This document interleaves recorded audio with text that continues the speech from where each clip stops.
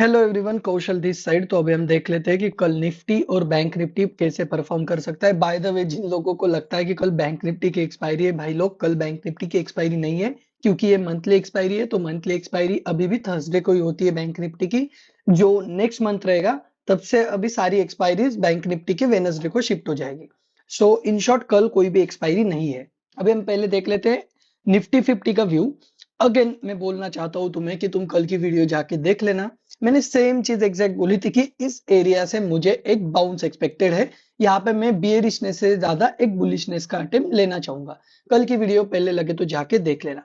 और exact market ने वही परफॉर्म किया। इस एरिया से अच्छा खासा बाउंस आया और मैंने इस एरिया तक के ही लगभग टारगेट बोले थे। और फर्स्ट टारगेट मैंने इस एरिया तक का लेने के लिए बोला था। अभी भी लगे तो कल की वीडियो जाके देख लेना। एग्जैक्ट वैसे ही हुआ। अभी हम देख लेते हैं कल किस तरीके से हो सकता है। सिंपल, जैसे कि मैंने बताया हुआ, ये जो एरिया, ये अभी भी मुझे लगता है कि एक रेजिस्टेंस की तरह एक्ट कर सकता है। तो इस एरिया में अगर निफ्टी 50 तुम्हें मिलता है फ्लैट या फिर हल्का छोटा मोटा गैप अप ओपन पे, तो यहाँ से एक मैं रेजिस्टेंस ट्रेड लेना प्रेफर करूंगा। टारगेट क्या रहेगा? ये वाले जोन का फर्स्ट टारगेट रहेगा, ये वाले जोन का सेकंड टारगेट रहेगा। मतलब इस एरिया तक के और इस एरिया तक के एक बार निफ्टी 50 फिर से एक बियरिशनेस इस जोन तक बता सकता है। अगर इस एरिया में कंसोलिडेशन होता है कुछ इस तरीके से, थोड़ा सा टाइम स्पेंड करता है और निफ्टी 50 ब्रेकआउट करता है, इस एरिया में कंसोलिडेशन करके निफ्टी 50 ब्रेकआउट करता है, तो इस ब्रेकआउट में भी मैं पार्टिसिपेट करूंगा। लेकिन ऊपर के मेरे टारगेट ज्यादा बड़े नहीं रहेंगे। मैं इस जोन के आसपास के टारगेट लूंगा जो कि रहेंगे 22,250 के आसपास के। तो सिंपल, अगर बुलिशनेस भी आई तो मैं ज्यादा बड़े टारगेट नहीं रखूंगा। बियरिशनेस आई तो मेरे इस जोन के आसपास के टारगेट रहेंगे जो कि आती है 22,130 के आसपास के और 22,120 के आसपास के। सो इसी तरीके से मार्केट दोनों साइड रेंज में रह सकता है। क्योंकि एक अच्छी खासी बड़ी मार्केट ने एक रेंज बना दी है, तो इस रेंज में ही लगभग ये एक्सपायरी हो सकती है।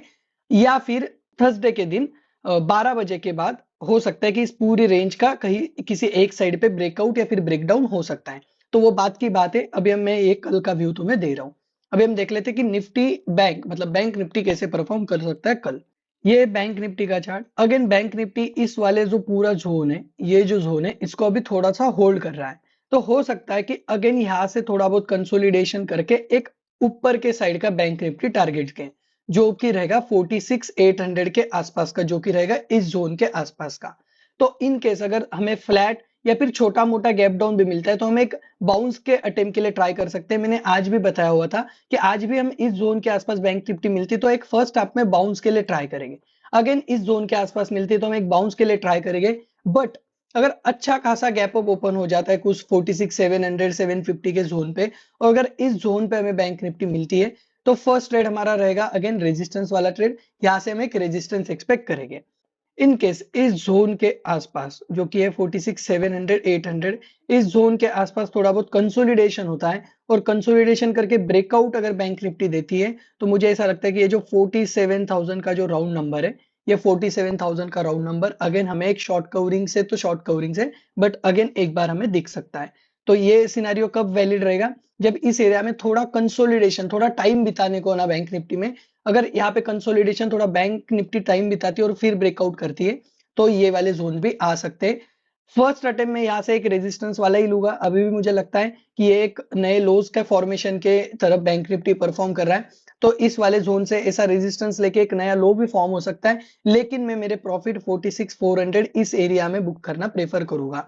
तो मैं ज्यादा बड़े डाउन साइड के टारगेट एक्सपेक्ट नहीं करूंगा, बट ओवरऑल मुझे ऐसा लगता है कि कुछ इस तरीके से स्ट्रक्चर बैंक निफ्टी का बन रहा है, जहां पे बैंक निफ्टी एक नया लो के लिए फिर से जा सकता है। तो ये एक बड़े टाइम फ्रेम का स्ट्रक्चर है, लेकिन ये कल के कल बनेगा ऐसे नहीं है। तो कल हम इस एरिया से एक रेजिस्टेंस का अटेम्प्ट फिर से लेंगे, और अगर यहाँ पे ज्यादा कंसोलिडेशन करता है तो हम रेजिस्टेंस ट्रेड का स्टॉप लॉस लेके उसे एग्जिट कर देंगे और अगेन ब्रेकआउट के लिए पार्टिसिपेट करेंगे, जो रहेगा 47,000 के आसपास का। और फिर कुछ इस तरीके से बैंक निफ्टी का स्ट्रक्चर बन सकता है, जो इस तरीके से कंटिन्यूएशन दे सकता है। तो इस तरीके का इस तरीके से तुम्हें प्राइस एक्शन को देखना रहता है। बाकी कल कोई भी एक्सपायरी नहीं है, तो तुम्हारे जिस इंस्ट्रूमेंट में तुम्हें अच्छा प्राइस एक्शन दिख रहा है उसमें तुम ट्रेड कर सकते हो। मैं प्रोबेबली बैंक निफ्टी में ही ट्रेड करना पसंद करूंगा। That's it, bye bye, take care, ध्यान रखे सब लोग अपना, और ऐसे ही प्राइस एक्शन और लर्निंग वीडियोस के लिए चैनल को सब्सक्राइब कर लेना। बाय।